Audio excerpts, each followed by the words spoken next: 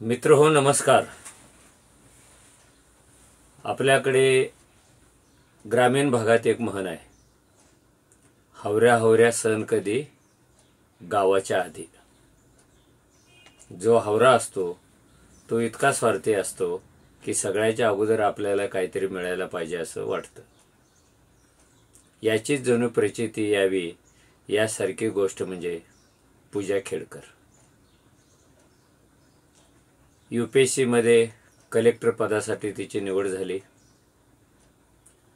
Training पूर्ण झालं आणि 5-6 महिन्यात ती कलेक्टर होणारी होती। तिचं प्रशिक्षण चालू होतं। पण कधी एकदा लाल दिव्याच्या गाडीत बसेन, कधी एकदा सुपर पॉवर होईन या विचाराने, या स्वार्थाने तिला घेरलं आणि प्रशिक्षणाच्या काळातच तिनं आपल्या वरिष्ठ अधिकाऱ्यांच्या कॅबिन बळकावायला सुरुवात केली। हवे ते आदेश द्यायला सुरुवात केली, दादागिरी करायला सुरुवात केली आणि त्याच्यात ती अडकली।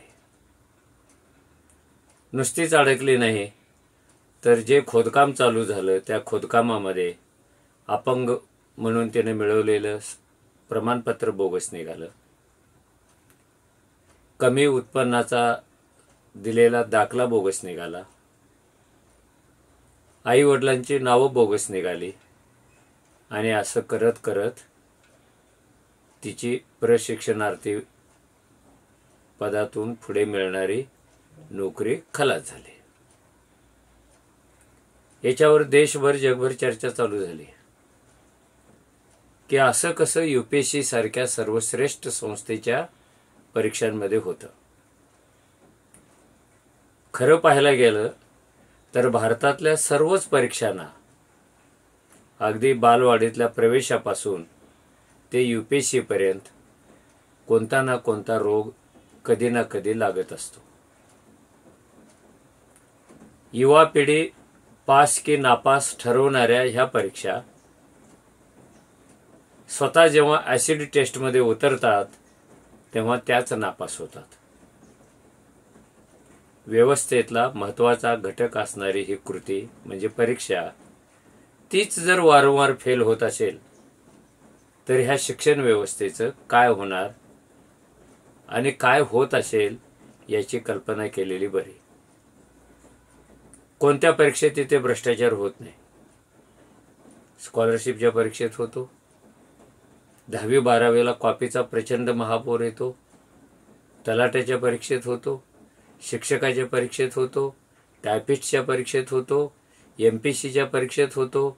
एवढेच नाही तर महाराष्ट्रामध्ये अशी धक्कादायक घटना घडून गेलेली आहे की लाखाहून अधिक सवर्णाने आपण आदिवासी आहोत अशी खोटी प्रमाणपत्र देऊन नोकऱ्या बळकावल्या, त्या कायम झाल्या, त्यात बढत्या मिळाल्या आणि बनावट प्रमाणपत्र धारक असलेले हे निवृत्त सुद्धा झाले। ही गोष्ट उघडकीस आल्यानंतर पॅचवर्कसाठी प्रयत्न चालू झाले। मग नवीन कायदा करा, अमुक काहीतरी नवीन करा, तमुक काहीतरी नवीन करा आणि जे नवीन होतं त्यालाही लवकरात लवकर फट पडायला लागते। हे का होतं? परीक्षा फेल होणं हे कोणत्याही समाजाला आणि देशाला परवडणारं नाही आहे। पूजा खेडकर उजेडात आली हे ठीक आहे, पण उजेडात न आलेल्या पण काही पूजा खेडकर असतील।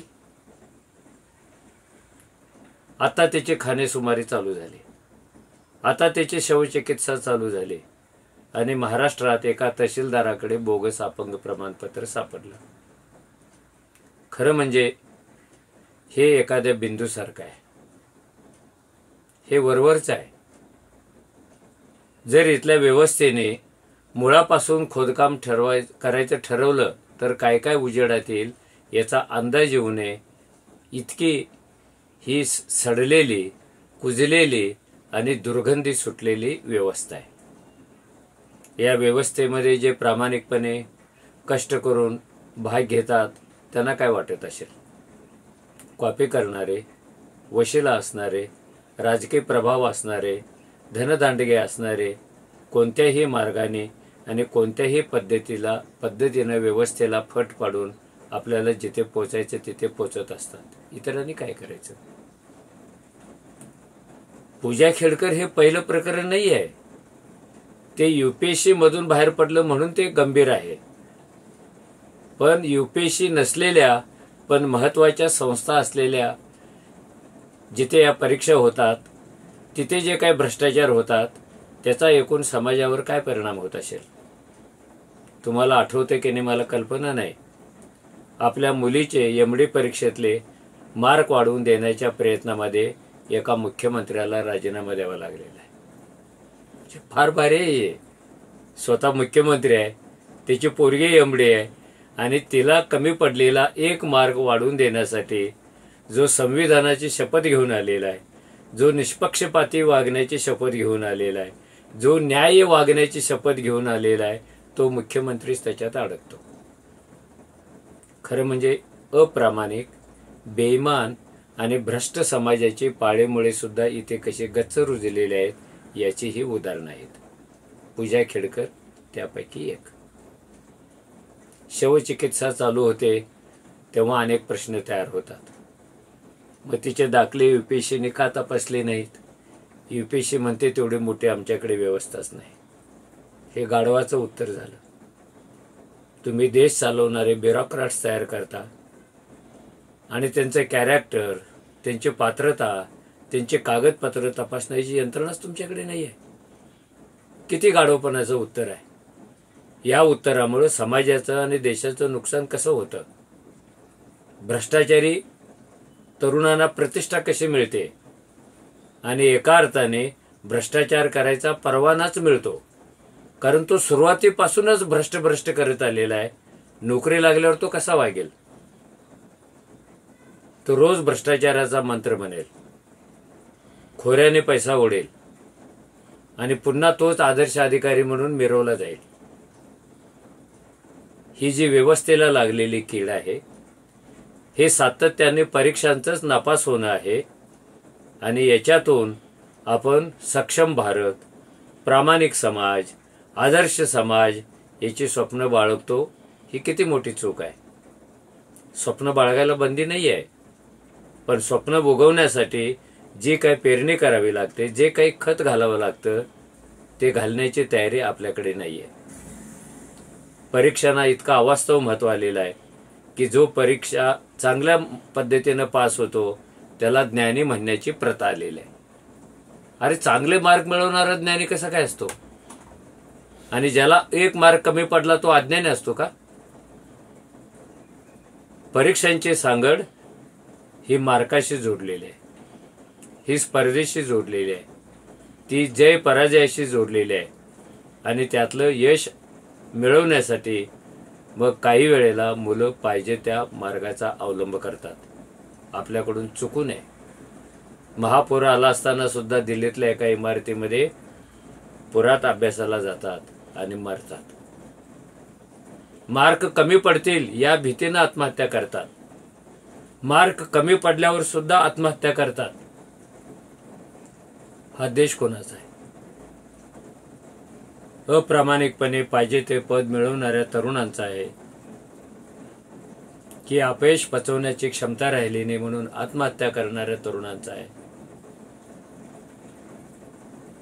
की बेकार जीवन जगणाऱ्या तरुणांचा आहे? हे कधीतरी ठरवण्याची वेळ आलेली आहे.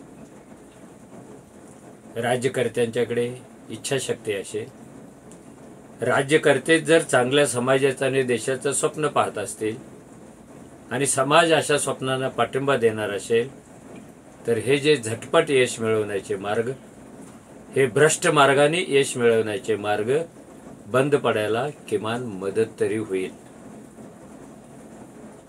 मला वाटतं ह्या ज्या सगळ्या परीक्षा पद्धती आहेत ह्या अधिकाधिक पारदर्शी कशा होतील, अधिकाधिक विश्वासार्ह कशा होतील, त्याच्यातलं टेन्शन संपवून हलकेपणा कसा येईल आणि परीक्षेत पास होणारा विद्वान आणि नापास होणारा अविद्वान या समीकरणातून आपण बाहेर कसे पडू, अशा अनेक प्रश्नांचा विचार आपण केला पाहिजे. कुणी सांगावं? कुणीतरी दुसरी पूजा खेडकर पाईपलाईन मध्ये असेल, कुणीतरी पूजा खेडकर पाईपलाईन मधून बाहेर पडून अशाच एका पदावर बसलेली असेल, लोक आंधळेपणाने पाहतात, त्यांच्यापर्यंत काहीच पोचत नाही. आणि हे सगळे महात्मा गांधीचा फोटो मागे लावून न्याय द्यायला, कारभार करायला बसलेले लोक कोणत्या चिखलातून आलेले आहेत, कोणती दुर्गंधी घेऊन आलेले आहेत आणि कोणता सुगंधी पदार्थ लावून ते स्वतःला कृत्रिमरित्या सुगंधी करत आहेत, हे सगळे कळीचे मुद्दे आहेत.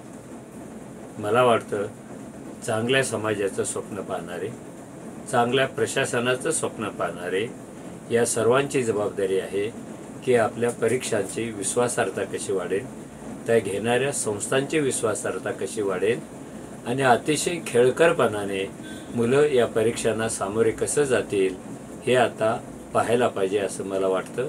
धन्यवाद.